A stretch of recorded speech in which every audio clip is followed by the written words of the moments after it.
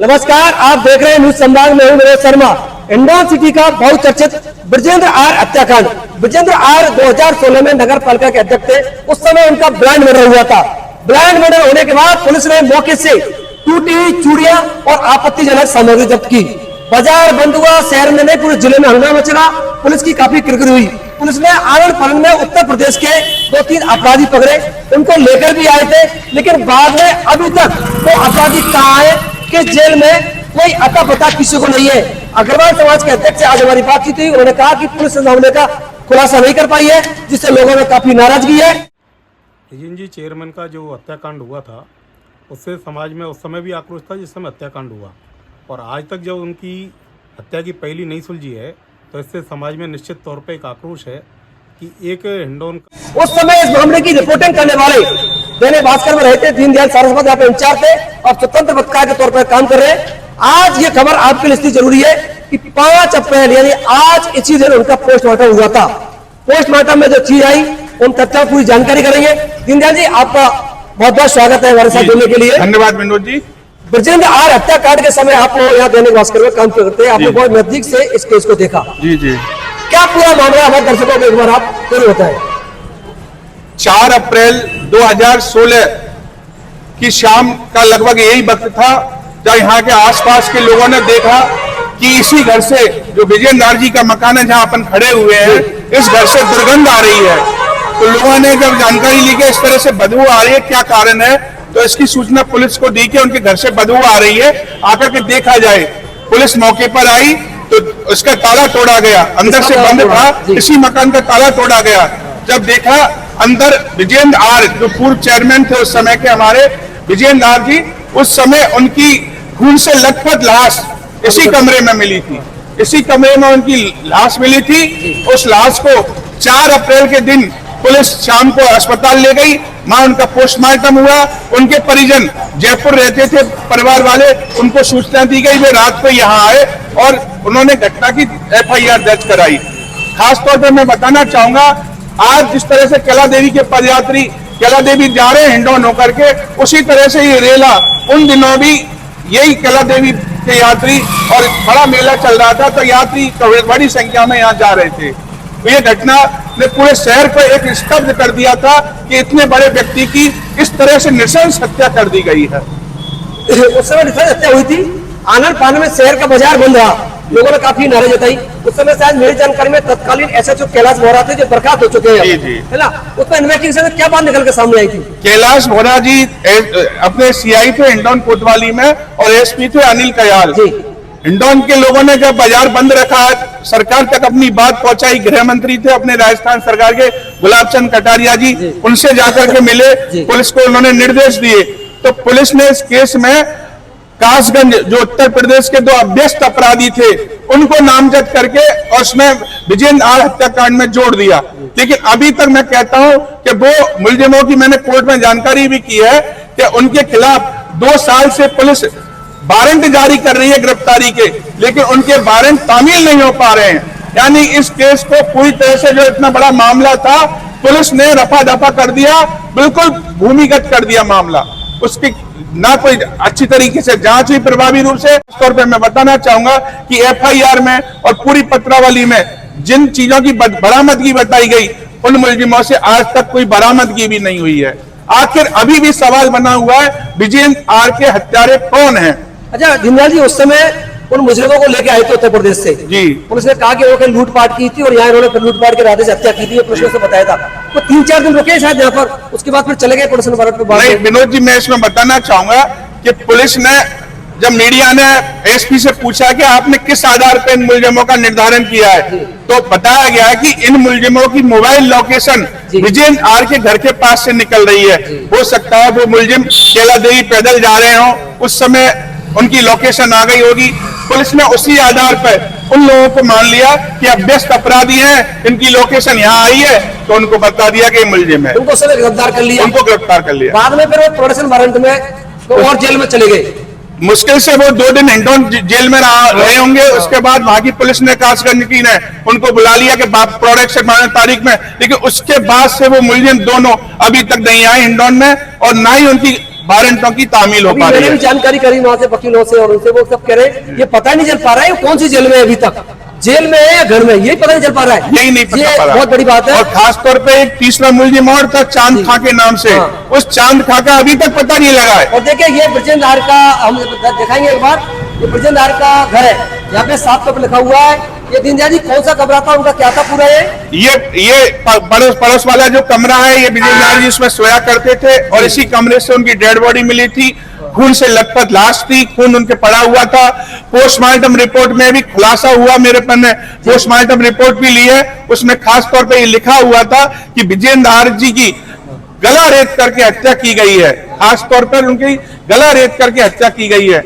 अच्छा दीनदयाल जी उस समय एफआईआर दर्ज कराई थी क्या, जी। उसमें है किसने दर्ज कराई, क्या उसमें बात निकल के सामने, उसके परिजन कब आए? एफआईआर की कॉपी भी मेरे हाथ में है जी। विनोद जी। मैं इसमें बताना चाहूंगा कि ये एफआईआर 5 अप्रैल को विजेंद्र आर जी के पुत्र जी। हैं, वो इस तरह से कह रहे हैं, मुकेश कुमार आर पुत्र विजेंद्र आर 57 साल निवासी 2037 त्रिवेणी नगर शिप्रापत जयपुर उपस्थित होकर के इन्होंने इस आशय की रिपोर्ट पेश की कि मेरे पिताजी विजेंद्र आर 31 मार्च 2016 को सकुशल जयपुर से हिंडौन के लिए सुबह 10:30 बजे बस से नारायण सिंह सर्किल से रवाना हुए थे।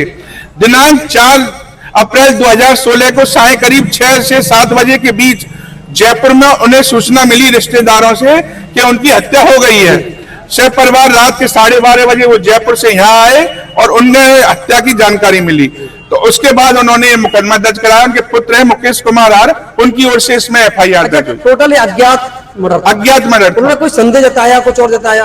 बाद में जब ये मामला चला, हिंडौन बंद रहा, एसपी से लोग मिले, गृह मंत्री से लोग मिले, तो कई लोग शंका की दृष्टि से सामने आए कि विजेंद्र आर जी से कौन कौन मिल सकता है। मौके पर जो उनकी कुछ डायरी थी, वो डायरी थी जिसमें वो अपना हिसाब किताब रखते थे, वो डायरी का वो डायरी अभी तक नहीं मिल पाई है। अच्छा हिसाब किताब वो क्या है, बिजनेस क्या करते थे? वो खासतौर पर जैसे कई लोगों को ब्याज पे पैसा देते थे, तो उस डायरी में वो मेंटेन करते थे कि मैंने किन किन लोगों को ब्याज पे पैसा दिया है, लेकिन वो डायरी में बताना चाहूंगा विनोद जी अब तक नहीं मिली है। वो डायरी उनके परिजनों ने अपने बयानों में ये उल्लेख किया है, पुलिस ने जो बयान लिए उसमें उल्लेख किया है कि उनकी डायरी नहीं मिल रही है।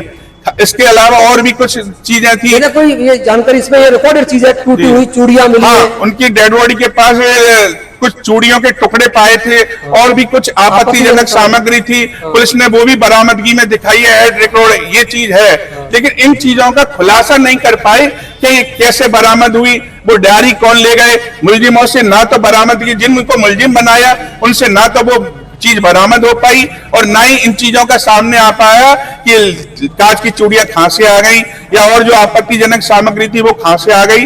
तो ये सारी चीजें हैं कि इससे ऐसा लगता है कि पूरा मामला आज 2016 से लेकर अब तक के अनसुलझी पहली बना हुआ है। अनसुलझी पहली बना हुआ है। यदि कांच की चूड़ियों का पता चले किस महिला की होंगी वो या किसी की भी होंगी तो एक जानकारी आए। और डायरी है जो महत्वपूर्ण है, वो डायरी राज भी खोल सकती है, किसके कितने पैसे थे, लूट के इरादे से। कांच की चूड़ियों के बारे में भी विनोद जी मैं बताना चाहूंगा, हो सकता है पुलिस को भ्रम में रखने के लिए, डाइवर्ट करने के लिए उनकी हत्या के बाद वो चूड़ियों के टुकड़े डाल दिए हों, लेकिन खास तौर पर यह है कि उनके हिसाब की जो डायरी थी जिनमें लिखा हुआ था उससे स्पष्ट हो जाता कि इस व्यक्ति पर इतने रुपए हैं, हो सकता है ये कहीं लिप्त है।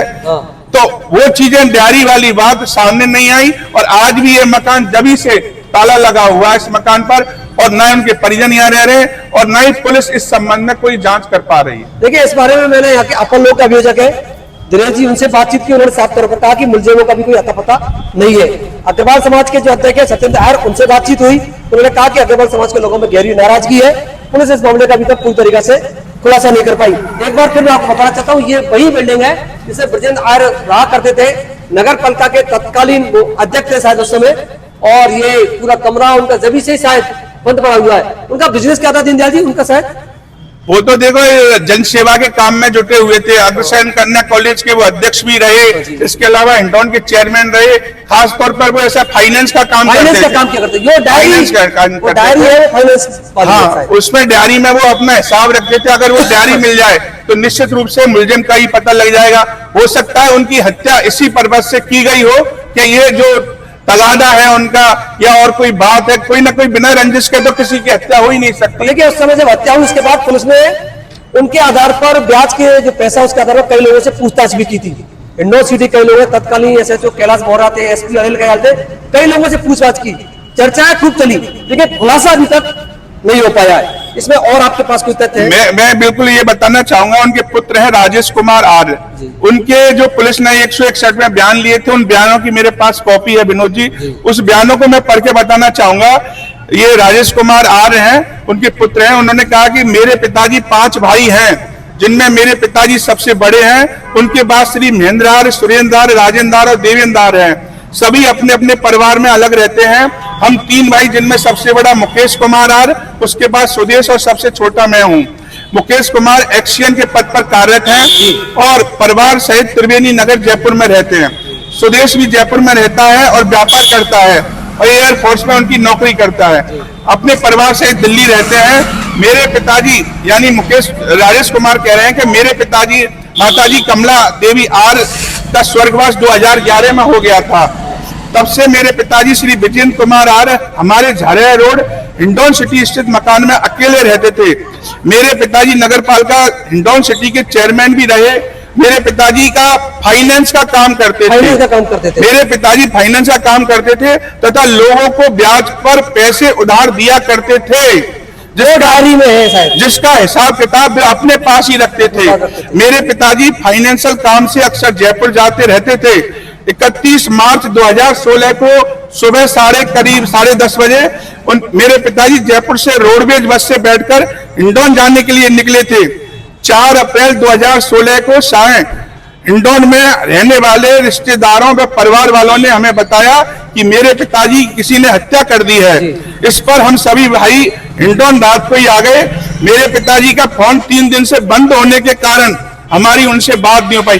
खास तौर पर उनका मोबाइल 3 दिन से बंद था। तो मतलब यह है कि 2 अप्रैल को उनकी हत्या कर दी गई और 4 अप्रैल को उनकी डेड बॉडी इस कमरे से इसी मकान से मिली। ये भी है सिम और मोबाइल को इनसे ये फिर उन्होंने अपने बयानों में लिखा कि मेरे पिताजी के पास मोबाइल नंबर 94 147 29 001 की सिम व मोबाइल था, जो हमें उनके कमरे में मकान की तलाशी के बाद नहीं मिल पाया है, तथा जिस डायरी में पैसों का हिसाब रखा करते थे वो डायरी भी कमरे से गायब मिली है। इसके अलावा सारा सामान हमें मिल गया।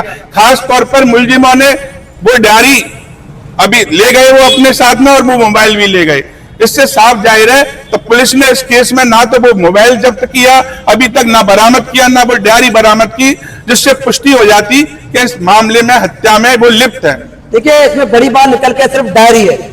डायरी राज खोल सकती है कि ब्रजेश हत्याकांड का कौन असली गुनहगार है, क्योंकि डायरी में वो रह छिपे हुए, पैसों का लेन देन छिपे हुआ है, डायरी गायब है, मोबाइल गायब है, सिम गायब है, और जो पुलिस ने अपराधी पकड़े उससे कुछ बरामद नहीं कर पाई। अच्छा, पोस्टमार्टम भी आज के दिन हुआ शायद उसमें? हाँ बिल्कुल सही बात है। आज 5 अप्रैल है 2024, 5 अप्रैल है और वो पोस्टमार्टम का दिन था 5 अप्रैल 2016।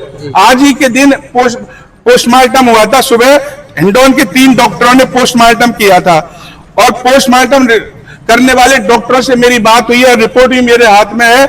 इसमें साफ तौर पर लिखा हुआ है कि उनकी हत्या गला रेत करके की गई। अधिक ब्लड निकलने से उनकी मौत का कारण बताया गया। तो सीधे तौर पर यह है कि उनकी हत्या नृशंस तरीके से की गई और मुलजिमों ने उस चीज में उनकी डायरिया ले गए, जैसे बयानों में उल्लेखित है, उनका मोबाइल ले गए। लेकिन पुलिस ने कहीं ना कहीं बहुत बड़ी लापरवाही इस पूरे अनुसंधान में रखी और उसका खामियाजा हिंडौन शहर भुगत रहा। खासतौर पर कि किस तरह से एक इतने बड़े व्यक्ति की हत्या की गई और उनका अभी तक कोई ठोस प्रमाण के साथ मुलजिम सामने नहीं आ पाए। ठोस प्रमाण के साथ मुलजिम सामने नहीं पाया। दीनदयाल जी आपके लिए बहुत बहुत धन्यवाद। ब्रजेश हत्याकांड पर यह स्टोरी आज के दिन का पोस्टमार्टम हुआ, इसलिए हम हमारे YouTube चैनल पर इसको प्रकाशित कर रहे हैं। आप सभी लोग हमारे साथ जुड़े, सभी के लिए बहुत बहुत धन्यवाद। हिंडौन सिटी अपर लोक अभियोजक क्रम संख्या 1 दिनेश चंद्र शर्मा हमारे साथ है। सर, ब्रजेंद्र हत्याकांड के मामले में क्या अपडेट? देखिए, ये FIR नंबर 111/2016 का हत्याकांड है और हिंडौन का बहुचर्चित हत्याकांड है, क्योंकि विजेंद्र जी चेयरमैन थे और वो ब्लाइंड मर्डर था। उसमें इन्वेस्टिगेशन के बाद में पुलिस एजेंसी ने 2 अभियुक्तों को मुलजिम बनाया था। एक का नाम मुबीन है जो मेहरौली कासगंज के रहने वाले हैं, और दूसरे का नाम शानू है, वो भी छब्बा कासगंज के रहने वाले हैं। इस प्रकरण में 2017 में मुबीन की जमानत हुई।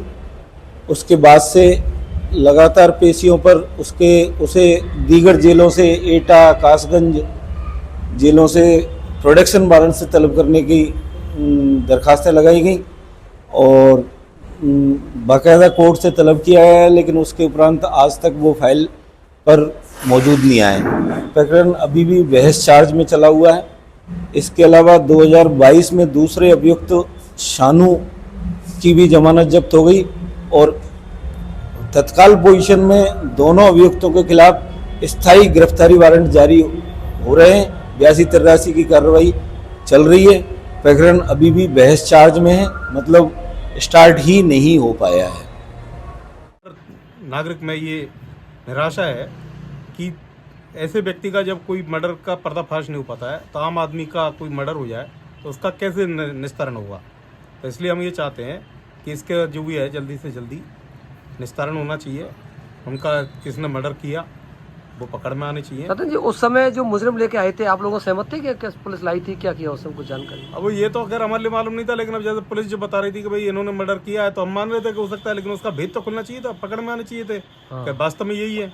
और अभी अब तक ये तो क्या मालूम है वो थे या और अभी तक मुलजिम लगभग फरार है। मुलजिम आने चाहिए पकड़ में। अभी तक इसके खुलासा नहीं हो रहे, समाज के लोगों में रोष है इसमें बिल्कुल जो है ना, समाज के लोगों में बहुत आक्रोश है कि इस तरीके से अगर मान लो किसी का मर्डर हो जाए और उसका भेद नहीं खुले तो उससे निराश होना स्वाभाविक बात है।